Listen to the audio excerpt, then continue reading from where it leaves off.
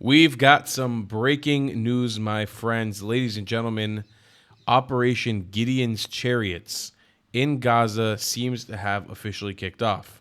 It looks like what the IDF had threatened earlier this month is actually coming into effect now because negotiations with Hamas have completely fallen through. After the release of American hostage Idan Alexander, it doesn't seem there's been any other progression in getting any of their hostages back, whether through American mediators or Egyptian mediators. And we are looking at the commencement of Operation Gideon's Chariots, which again was threatened a couple weeks ago. Said that if the ceasefire deals were to fall through, the IDF would go on a full massive assault of the Gaza Strip, claiming and conquering the Gaza Strip in its entirety and claiming land and not giving it back again after they claim it. And it looks like as of last night that actually commenced. Also, hello, everybody. My name is Tal, the Traveling Klat. I'm coming to you live from Israel. I just flew back in last night and was immediately greeted by a Houthi ballistic missile barrage the second I arrived. Subscribe to the channel right now, by the way. If you do want to support the channel, it's one of the best ways to support us is subscribing to the YouTube channel right now. Let's get a huge boost in subscribers. We're almost at 400,000. So let's jump right into this article by the Jerusalem Post. Israeli Air Force strikes Beit Lahia, Jabalia, and northern Gaza. The Israeli Air Force targeted Beit Lahia and Jabalia in northern Gaza with heavy airstrikes on Thursday overnight, the Jerusalem Port has reported. We don't have any other news update from here. This is at 8:54 in the morning. This is just breaking out right now. But browsing through, we can sort of collect pieces about what's been going on yesterday and the day before. Gazans report cited by Army Radio claim that over 115 Gazans have been killed since Thursday morning. In the Al-Tuba Mosque in Jabalia, 15 people were reportedly killed. Concurrently, the IDF carried out heavy artillery shelling and airstrikes in the town of Khuza, eastern Khan Yunis. Gazan sources reported numerous casualties in a strike on a residential building on Al-Fahim Street in eastern Khan Yunis. Also, east of Khan Yunis, in the town of Banay Suhalaya, the military reportedly struck several residential buildings, also in the area of Dir al-Bala and Al-Wahda Street in central Gaza City. A residential building in Jabali al-Balad in the northern strip was also struck, along with reported attacks in Al-Salatin neighborhood in Beit Lahia and Jabalia area. So we're looking at a massive assault by the IDF right now onto the Gaza Strip. You know, obviously, peace talks have been falling through all over the world between India and Pakistan, between the U.S. and Iran, and obviously between Israel and Gaza. There seems to be an active effort by Hamas right now to undermine Israeli efforts to do a ceasefire deal with them. I think they're probably latching on to what they're seeing the IRGC doing right now. There's obviously been a lot of criticism and speculation of what the heck is actually going on with Donald Trump in Qatar. It's unclear at the moment. I don't even have a proper analysis for you guys. I kind of wanted to wait a little bit to see things unfold a little more before I even give my opinions on what's going on. But yes, it's concerning. Everything that's going on right now in the Middle East is relatively concerning. We did obviously have the strike earlier this week and confirmed assassination of Mohammed Sinwar, who was this is the wrong one. I don't know what the heck that was. What did I even put there on? The assassination of Mohammed Sinwar, the brother of Yahya Sinwar, the leader of October 7th and the military leader of Hamas in Gaza at one point.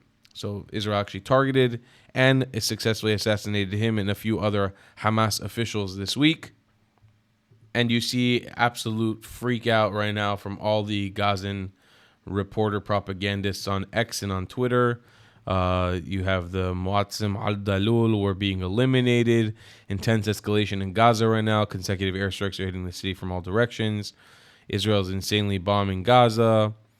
It's hell tonight. Our families are in danger. Pray for me. I mean, they say this every time Israel carries out any sort of offensive, but I do think that Israel is going to force Hamas to the table right now. And I think that if Hamas keeps going on in the rate that they're going, there really may not be a Gaza to return to, period. I mean, we're already kind of past that point. Now it's just the idea of trying to salvage any Hamas members left and give them safe passage to whatever terrorist proxy they want to go to. And then hopefully, obviously, get the return of the hostages in that process. But it seems like Hamas is just playing with fire at this point. It really is just playing with fire. I don't know. I cannot see in any way how this ends up working out well for them. All the news from Wickoff's team and from Trump's team in this week that there was this talk about the United States recognizing a Palestinian state, that's been put to rest, so that we know definitely that's not happening, and it wouldn't happen in Gaza. It seems, from what I've been seeing on the Jerusalem Post as well, that Trump reiterates this idea of the U.S. taking control over the Gaza Strip completely, which, again, if you're Hamas, I don't really see the benefit at this point with not coming out with your hands open and submitting and just surrendering. I'm not sure where is the benefit to Hamas to continuing the armed struggle against Israel in any way, shape, or form. I try to look at it from all angles to see how we could justify Hamas continuously fighting Israel, but at this point, it doesn't make any sense. It's not even survival. It's not assisting the Gazan people. There's no hope of being able to overthrow the Israeli regime or the Zionists in any way, shape, or form. It's just pure, unadulterated terrorism. There's no purpose behind it. There's no resistance behind it. There's no end goal behind it. It's just pure terrorism, and it's not accomplishing anything. That's the I would say the saddest part for the Palestinians. There's no hope in them conquering any land. There's no hope in them being able to overthrow the Zionist regime. It's literally just terrorism. It's just terrorism. And I will say the Gazan people who still refuse to fight against Hamas and refuse to expose Hamas wherever they are to the IDF are unfortunately complicit with this terrorist group. That's the reality. That's the truth of what's going on right now. We also have a IDF report from yesterday. The IDF reveals intelligence indications of Hamas terrorist activity in civilian facilities in the area of northern Gaza City in northern Gaza. Today, Wednesday, the IDF reveals new intelligence indications demonstrating the continued terrorist activity of Hamas organization from within a near civilian infrastructure in the Gaza Strip, including hospitals, education institutions, and other civilian facilities. If you don't know, Mohammed Sinwar was actually killed inside of a hospital where, of course, a Hamas leader was taking safe refuge, as they like to do because they all identify as innocent women and children. You can see here the Al-Shifa Hospital, Kalmer School, the Islamic University, Mustahafez School, Al-Furqan School Complex, booby-trapped areas, Hamas command centers amongst all of them. So it's very clear from what the IDF has reported to us here just a day ago that this is probably the main reason they are infiltrating northern Gaza for starters, and maybe going to work their way across the Strip over the course of the next few weeks, literally clearing house by house to hopefully bring back the hostages. We are now down. I saw a report. This is not confirmed, but I did see a report that as low as 20 hostages are still alive. This number seems to keep going down. Over the course of the last month or so, there was 28. We got Idan Alexander back home alive, so we're down to 27. But now that number, I remember Bibi Netanyahu's wife, Sarah Netanyahu, had mentioned only around 23 to 24. And now the newest report that I saw, and again, not substantiated or corroborated by any large media, so take this as hearsay, but 20 is the number that I've heard are alive now. So deeply concerning for the lives of the hostages and obviously the bodies of the hostages that we still want to get recovered. We are moving definitely into a new phase of the war right now. It is to be seen what is going to happen next. I'll obviously update you guys. And I apologize for the slowness in content. I have been traveling. I was all over the world in the last 3 months, but I'm now back in my spot in Israel, getting rockets fired at me from different Iranian Islamic regime proxy groups. So excited to be back to get rockets fired at me from the Houthis. Couldn't be more excited. If you were curious what that looks like, here's me arriving home yesterday from the airport into the shower and immediately getting hit with a rocket. I swear to God, these Houthi fucks couldn't wait 5 minutes for me to be home. I just got out of the shower and cue the rocket sirens. Let's go. I already locked the bomb shelter.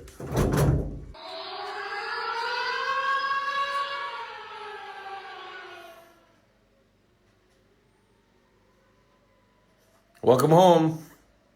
Welcome home, Tall. Welcome home. Okay, I got it.